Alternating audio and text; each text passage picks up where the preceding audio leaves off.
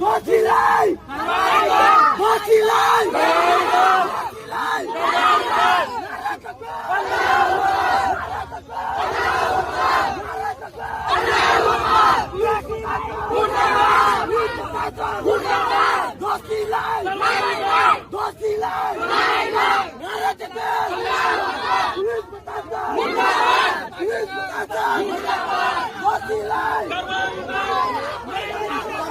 सबैभन्दा पवित्र किताब कुरान शरीफलाई चाहिँ अपमानित तरिकाले चाहिँ फाडेर चाहिँ उसले आगमा चाहिँ जलाइदिएको छ।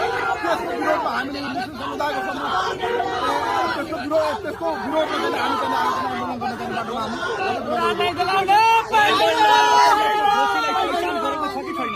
अहिले हामीले मिडियाको अनुसार त्यो चाहिँ 4 जना 5 जना दोषीको नाम आइरहेको छ। तर त्यसमा चाहिँ वास्तविक अनलिमिटेड मान्छे थियो। त्यसमा चाहिँ 300-400 जना मान्छेको हुल थियो।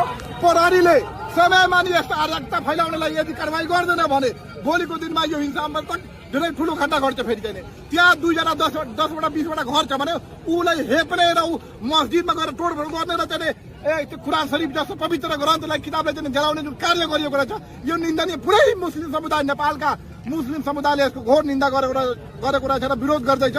र सरकारले 24 घण्टाभित्र यदि यसमा चाहिँ ठुलो कारवाही नगरेमा चाहिँ फेरि हामी चाहिँ योभन्दा ठुलो आन्दोलन गर्नेछौँ।